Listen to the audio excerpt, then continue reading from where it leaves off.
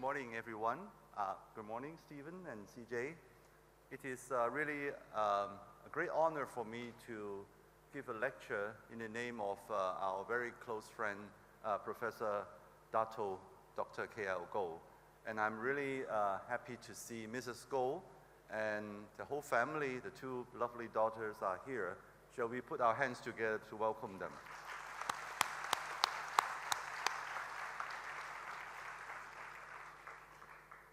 Well, KL is actually really a leader of gastroenterology in Asia as well as in the world. Over the years, decades really, we have been working very closely together with KL, and he has given numerous important lectures. He pioneered endoscopy and training of gastroenterology in Malaysia. A lot of consultants and chiefs are actually his student. I personally work with KL quite a lot in the 3 rounds of Asia-Pacific colorectal cancer screening, which you see this picture taken at the campus of the Chinese University. I believe it was in year 2018. And you notice that KL really liked this golden tie that he wears. In 5 pictures that I got, 3 of them he's wearing this tie.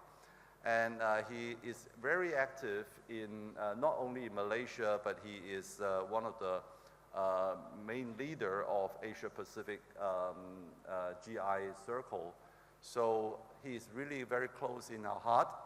My memory of KL is always a very nice and gentle person, and he speaks very well. He always compared the 3 ethnicity groups in this region, including Chinese, Malay, and Indian, and look at the epidemiological difference in disease outcome and so on.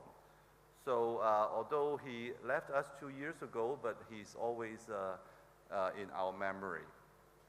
Today I'm going to spend a little bit of time to discuss a topic which is coming very close to our heart, and I think KL also is very concerned about this topic, and that is how will AI-assisted colonoscopy affect colorectal cancer screening.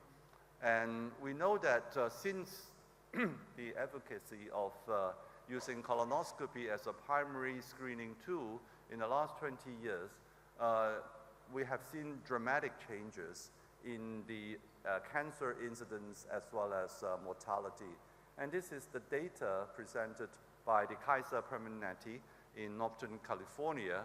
So it shows that at least in the United States, since people start to accept colonoscopy screening in the mid-2000, the number of cases dying from colorectal cancer has been dropping, and the uptake of colorectal cancer screening in the United States has reached 80%. That really is a very dramatic changes, and we are very happy to see this happen. However, colonoscopy screening may not be accepted by every individual and may not be the policy of many countries.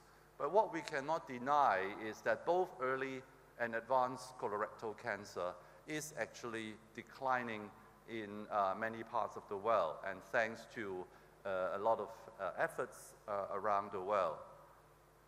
Now, in the last few years, a lot of discussion is focusing on the use of AI in endoscopy, in both detection, characterization of the condition, as well as controlling the quality of colonoscopy.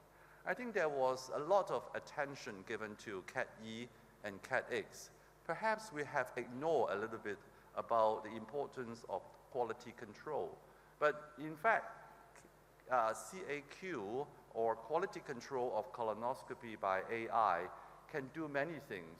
We can check whether the examination was complete and done thoroughly. It tests whether the procedure was done in good hands and a careful examination with 6 minutes or more. It also tells us whether it was a complete examination. This study, which was quoted many times, it was a 4-group parallel studies randomized control study. a lot of people just focus on, well, you see the control group is doing not so good compared to CAT-E or the combination of CAT-E and CAQ. However, I noticed that, in fact, just with CAQ alone, there could be a substantial improvement of adenoma detection rate, so much so that it is, in fact, a little bit higher than CAT-E. So we should not forget about the importance of AI helping us to perform a good colonoscopy examination. 2 years ago in Thailand at the APDW, I called a group of friends and key opinion leaders in the Asia-Pacific region to discuss what is our stance in using AI for colorectal cancer screening. And our conclusion was that we strongly agree that CAT-E can improve adenoma detection. But big question coming from this is, are we actually finding a lot of small or insignificant diminutive adenomas, which may not really translate into better patient outcome in terms of reducing cancer incidence and cancer mortality? And in fact, when we look into the literature, there is hardly any study that can prove AI colonoscopy can reduce post-colonoscopy colorectal cancer, a very important surrogate for the outcome of patients suffering from this disease. However, this is really more a subjective feeling. Most of the members in the consensus group vote for this statement, which says that we prefer to use it if it is available. Okay, we put the wording here, if available, then it is a preferred choice over conventional colonoscopy. And you can see that the vote just barely exceeded 80%, which is our mark for accepting the statement. So I would say this is a marginal success, if you like, of accepting AI colonoscopy as a standard or a preferred choice. I also was involved then in the BMJ so-called Living Clinical Practice Guideline, in which there is a group of biostatisticians, a group of methodologists, as well as patient representatives and gastroenterologists discussing about the latest data available on using AI colonoscopy for screening. And unfortunately, the conclusion of this BMJ statement comes out that we cannot endorse the use of AI colonoscopy as a routine, because you can see from this chart that although the number of adenoma detection is increased, but cancer incidence and cancer-related death have not been improved. And more to that, if we find more adenoma, we inevitably will feel that we need to do more surveillance colonoscopy. So there is a lot of concern about whether we are doing a lot of unnecessary colonoscopy because we find small adenoma. Then a few months later comes the European consensus, which based on the so-called MAGIC modeling and as well as the latest literature, and they interestingly support the use of AI colonoscopy. And the wording actually is that we are not obliged to use it, but we are strongly encouraged to use it. And CAT-E technology is considered as a useful procedure to improve on the examination results. However, it also indicates here that there is a risk of increasing or over-diagnosing the need of surveillance colonoscopy. So it was support, but not strongly support. And also from the Europeans' opinion, patients' preference should be considered, and most informed patient, according to this group, may favor the use of CAT-E. So let's see what happened in North America. This is the AGA also a living clinical practice guideline. So everything is living now because things are changing so fast. So here, the guideline says that, I'm sorry for the small print at the bottom of the picture, it says AGA new guidelines make no recommendation, all right? The recommendation is no recommendation for either use it or not to use it. And that is really based on the fact that evidence is not strong enough to recommend it, and they look at the advantages and disadvantages from not just the clinician's point of view, but also from patient as well as from the policy makers. So based on all these collected views, the AGA recommendation is, in fact, we should do more studies. And the bring-home message is that clinicians should not feel obligated to use CAT-E, but are encouraged to start this system. And quality is more important than quantity, as they emphasize on this.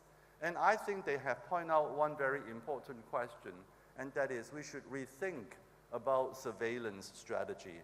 If we find more polyps, if the diagnosis is more accurate, then the surveillance interval, should it be the same or should it be modified? So there is a lot of a good question for us to think about and perhaps for future studies. So let us look at what is the current situation now in the 5 continents. In North America, there is a lot of AI systems who have passed the regulatory approval, and therefore they are purchasable or already in the market. However, if you look at the guideline, it sets neutral or you do not necessarily use it, and it really depends on which center, which state, or which hospital and which endoscopist you are talking to. So it is not a unanimous policy, and nobody actually knows what the others are doing very much. And you can see in the bottom line here is that procurement cost, money, seems to be a very important consideration. And we cannot argue with that because how would that impact on resources is important. In Europe, as I said, the guidelines are on the side of suggesting to use AI colonoscopy for CRC screening. However, it depends really on the country. It's more a nation base. So perhaps in Germany, this is more positive. In France, it goes the other way. I don't really know which country is doing it, which is not, but the policy is more of a nation base. It is also pointed out that the market has already got multiple systems, but money or the cost is a consideration. Coming to Asia, we have the ASEAN countries and also the bigger nations here. The consensus is more towards supporting. I think one of the reasons being that, in fact, if you look at the literature and the evidence, a lot of AI colonoscopy studies are in fact done in Asia. And therefore, we have more experience of using it, and we are all very excited about the technology. So most of the investigators are inclined to use it and follow the top-notch technology. However, we also have to think about what does that mean to a very high volume colonoscopy that we are doing in this region, and what is the reimbursement system? Does it allow colonoscopy AI to be used in all the countries in Asia? So I think what is the real limiting factor, it really comes down to money. It comes down to the financial situation. So this table tried to list the 5 continents of guidelines, real-world uptake, which is fragmented and may not be very similar even in the same country, but what is similar is that the rate limiting factor is, can we afford it? And finance consideration is more than just how much an AI system, purchasing the AI system will cost. But Also, how much it will disrupt the workflow, and is there any cost implication? What is the budget impact? What is the cost effectiveness, which actually varies a lot in different countries, even in different cities, and the equity issues, which I will share with you more about. So cost is not a simple, just one word issue. Here we see that there are some suggestions that we might have, if we just look at the adenoma detection rate, or even just look at ADRN, financial implication of using AI in CRC incidents, we have not actually captured the cost in infrastructure and the indirect cost of a hospital which adopt this policy. Therefore, we need to really work on how much it will affect the workflow, how much it costs to train all the people to use it and to accept it, and how much the whole hospital or the whole healthcare system infrastructure in terms of IT support can manage this. This is a systematic review, at that time collecting 5 studies, all from Western countries. And you can see that the 2 studies from the US actually give a very different answer to the question about their perception and the attitude of using AI colonoscopy. And that is because the 2 studies are done at different time, where the cost might already changed, and at different setting, one in a public hospital and the other in a private hospital. So cost is not as simple as that. This is a study from Hong Kong which looked at cost effectiveness of AI-assisted colonoscopy in primary or secondary screening tests.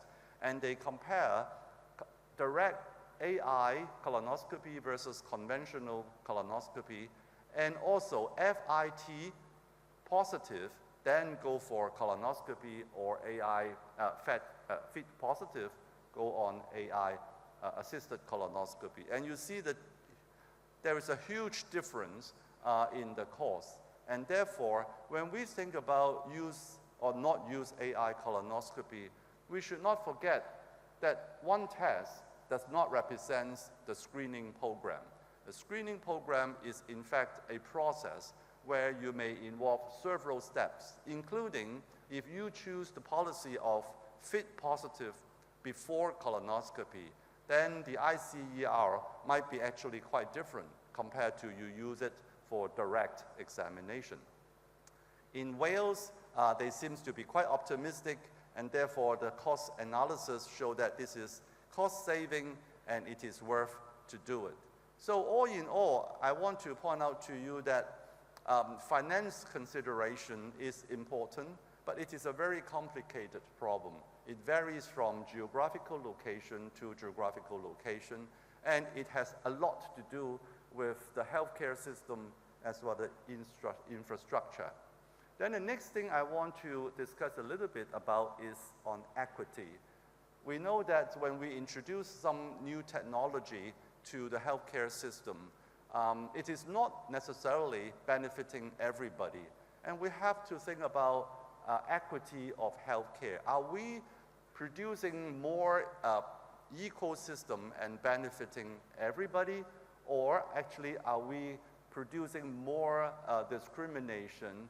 And in this case, there is some concern about so-called digital divide. That means those who are more accessible and more savvy on technology are likely to benefit compared to those who are still very much on the primary level and primitive system. So equity is another consideration for us to consider whether or not we should promote AI colonoscopy. And that includes access and infrastructure disparity. I've mentioned it, comparing urban to rural area, comparing tertiary centers to community hospitals. So what you see in New England Journal of Medicine or Lancet may not translate into a small community hospital in the middle of ASEAN country system. Algorithm or data bias, all right, systems are developed in a Western country would the image and the machine learning algorithm be able to apply equally well in Asia, and so on and so forth. So let us take a look at several conditions. First, on equity in workforce, do we have the confidence that we have already trained our doctors, nurses, IT support, and even technicians in the endoscopy room to be ready to use this technology? And is this training being adequately covered? So a survey in Asia, in fact, this is one that pioneered in Singapore and involved several countries, show that although a lot of people have heard and read and even got some training about the AI system, but the major concern of using this system, it's still about whether the device is available, whether it has been approved by the health agency, whether we can access to the AI device, and what is exactly the guideline in that country or in that city. So there is some reservation, although we are very much informed about it. So if you look at healthcare literature, you will find that there is something called equity checklist, which guide us how to make sure that our new technology is not benefiting just a small group of people. And the checklist include access and infrastructure equity, which looks at different practices in urban versus rural area, public versus private setting, and so on and so forth. Are we actually just focusing on, for example, a metropolitan city like Singapore, Hong Kong, and so on, or are we also looking at less developed rural places? Next, what about the cost and financing equity? As I mentioned earlier, the costs include upfront costs, healthcare authority costs, and how much the patient needs to pay for the services. So if we have not been looking into finance disparity, technology may only benefit those who can, but not the one who cannot. And therefore, a cost effectiveness threshold is not a single line that you can draw across all countries, but you have to look at the system itself. Workforce and training equity, we need to make sure before we say, let's all use AI colonoscopy, make sure we cover the junior and the senior staff as well as the supporting staff to get AI literacy and also proper training and acceptance and trusting the system. Otherwise, we have seen a lot of endoscopies really find AI colonoscopy a nuisance. They don't like to hear the beeping sound. They don't like the little green box that is bothering them. Some of them may even turn off the system in the middle of the procedure. So whether or not training is adequately provided, I mentioned about the data and training algorithm, whether we cover different countries and different ethnic groups. I'm not saying that the Americans' colon and the Asians' colons are very different. I'm just saying that the population that this data were collected from might actually not be representing different ethnic groups and different populations. So we have to validate this kind of algorithm in different practices, at least in different countries.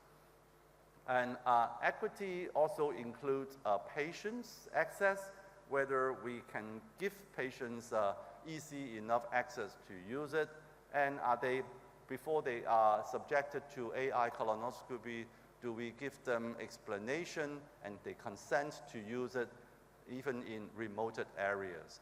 And finally, on system policy, is the system also include a very clear-cut policy alignment that is guided by ethics and good governance structure. And even the feedback system is very important. Therefore, continuous monitoring and evaluation is important. So as you know, in the AI world, since it's changing so fast, the regulatory process is not the same as approving or disapproving a drug, because by the time you get approved, you have another new version coming out. So a continuous feedback and looping of opinion and improvement on technology is important. So do we have this system in place so that we will not be using an outdated system? So ladies and gentlemen, I think the question is more complicated than just issuing a few guidelines whether we should or we should not use AI colonoscopy. And you can see there is already a lot of disparity between countries and even between hospitals in the same country of the use in AI colonoscopy. So financial consideration and equity dimensions are something that we should not ignore. It may not give you another paper in the Lancet, but it is actually very important when we really want to implement this technology into our system. The limiting factor is whether we can afford it and whether we are being fair to everybody. So I hope I'll bring you more questions than answer, and I hope it will stimulate our policymakers as well as our practitioners, as well as patients to voice their opinion in using this new technology. In fact, in Singapore, we are now embarking on so-called patient's voice research in clinical trials, in which patients' advocates group are invited to join us in designing studies and also in interpreting the data. So the BMJ data will be very important. And I would like to finish by saying that this is not yet the end of the story. It's not even the beginning of the end of the story, because the living guidelines is continuously updating every few months. In fact, I have been called to do this midnight consensus meeting again, because they are going to publish a new sets of guidelines. And this actually is a trend in medicine in many fields. Started from the days of COVID, where WHO's living guidelines about the use of corticosteroids in COVID, they have meetings day and night and changes the direction every now and then. And then we have other living guidelines which is coming or already happening in oncology and in many other fields. So let's keep our eyes open and to see what is going to happen. At the end of the day, we want to see less cancer mortality, and a better improved outcome which is affordable and equally distributed among populations. Thank you very much for your attention.